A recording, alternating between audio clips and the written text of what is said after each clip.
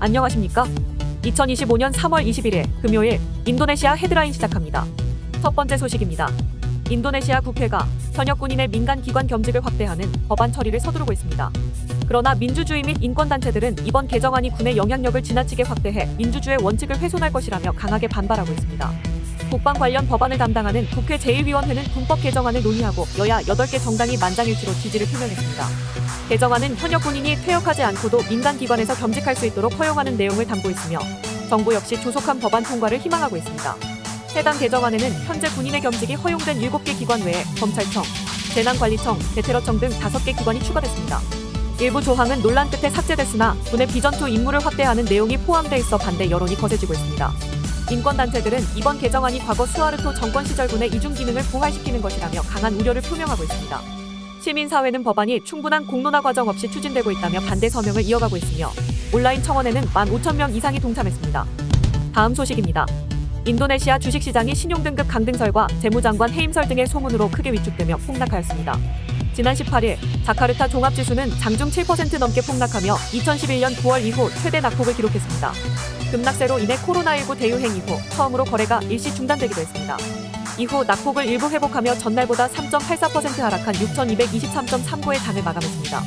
시장 급락의 주요 요인은 세계 3대 신용평가사가 인도네시아의 신용등급을 하향 조정할 것이라는 소문과 스리 무랴니 재무장관의 해임설이었습니다. 스리 무랴니 장관은 엄격한 재정 정책을 유지하며 국가 재정 건전성을 지켜왔으나 프라보어 수비안토 대통령이 추진하는 대규모 복지 예산 확대와 갈등을 빚고 있는 것으로 알려졌습니다. 이에 대해 스리 무랴니 장관은 기자회견을 열고 사임설을 일축하며 재무부의 모든 직원들과 함께 국가 재정을 관리하는 노력을 계속 주도할 것이라고 강조했습니다. 하지만 시장 불안은 여전합니다. 인프라 예산 삭감, 국영기업 관리 강화를 위한 국부펀드 다난타라 출범, 대규모 채권 발행 가능성 등이 겹치면서 투자자들의 불안감이 커졌습니다. 외국인 투자자들은 올해 들어 인도네시아 주식시장에서 약 16억 5천만 달러를 순매도했으며 환율 역시 급등해 루피아 가치는 1998년 외환위기 이후 최저 수준을 기록하고 있습니다. 다음 소식입니다. 인도네시아 정부가 지난해 말 종료됐던 구리 정광 수출 허가를 6개월 연장하기로 결정했습니다. 지난 17일 바흐릴 라하달리아 에너지광물자원부 장관은 프리포트 인도네시아 구리 재련소 가동식에서 기자들과 만나 화재로 인해 재련소 정상 가동이 늦어지면서 수출을 연장할 수밖에 없다고 밝혔습니다. 이에 따라 프리포트 인도네시아는 127만 톤의 구리 정광 수출 할당량을 확보하게 됐습니다. 참고로 인도네시아는 칠레, 페루에 이어 세계 3위의 구리 정광 수출국이며 인도네시아 정부는 광물을 원자재 형태로 수출하기보다는 정재련을 통해 부가가치를 높이겠다는 정책을 추진해왔습니다. 이에 따라 재련소 건설을 추진하였고 지난해 말 구리 정광 수출을 금지시켰습니다. 하지만 세계 최대 규모의 단일 재련소에서 발생한 화재로 인해 구리 정광 재고가 40만 톤까지 쌓이고 광산 채굴 작업이 중단되어 정부가 다시 한번 수출 허가를 내린 것입니다. 이번 조치로 최근 급등했던 구리 가격의 안정도 기대됩니다.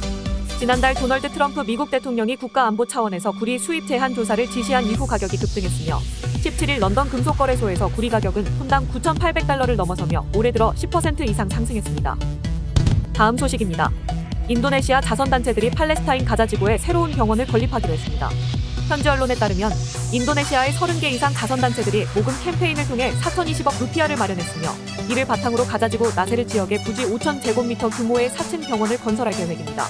기공식은 다음 달 중 열릴 예정입니다. 이번 병원 건설에는 인도네시아 자원봉사자들이 직접 참여해 전체 건설 인력의 75%를 담당합니다.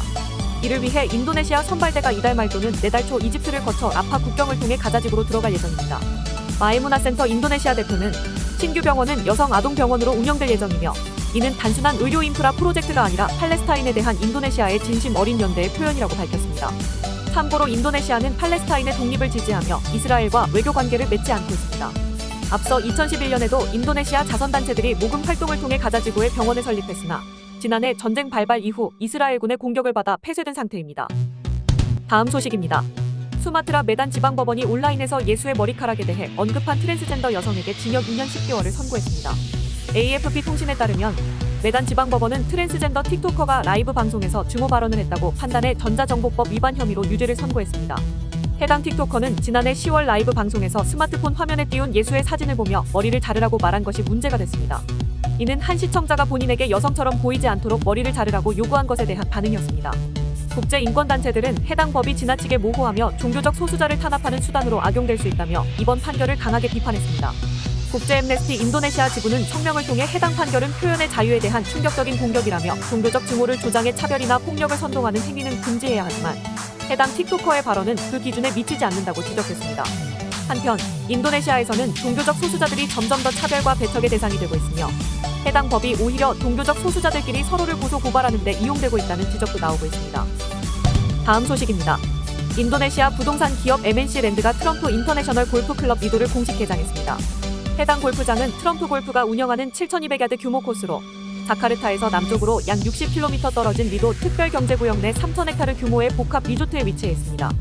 해리 타노의 수집조 MNC 그룹 회장은 성명을 통해 트럼프 골프와의 협업으로 인도네시아에서 새로운 럭셔리 기준을 세울 수 있었다며 이번 개장을 기념하게 되어 기쁘다고 밝혔습니다. 트럼프 오거나이제이션 부사장 에릭 트럼프 역시 이번 골프장은 인도네시아에서 품질과 독점성의 새로운 기준을 제시했다고 강조했습니다. 그러나 이번 개장은 환경 문제가 해결되지 않은 가운데 이루어졌습니다. 지난 2월 6일 인도네시아 환경부는 수자원 관리 및 환경 문제를 이유로 MNC 랜드의 리도 관광 개발 프로젝트를 중단할 것을 명령했습니다. 환경부 대변인은 개발을 지속하려면 새로운 환경평가를 제출해야 한다고 밝혔으며 환경부 장관은 2월 12일 국회에서 리도 프로젝트의 조사 진행을 예고했습니다. 한편 MNC 랜드는 리도 개발이 조코위 전 대통령 재임 당시 특별경제구역으로 지정되면서 2030년까지 약 40조 루피아 규모의 투자가 예상되며 20년간 3만 개의 일자리를 창출할 것으로 기대된다고 설명했습니다. 하지만 환경부가 공식적으로 프로젝트의 중단 여부를 확인하지 않은 상태에서 골프장이 개장되면서 논란이 지속될 전망입니다. 시청해주셔서 감사합니다. 다음 시간에 뵙겠습니다.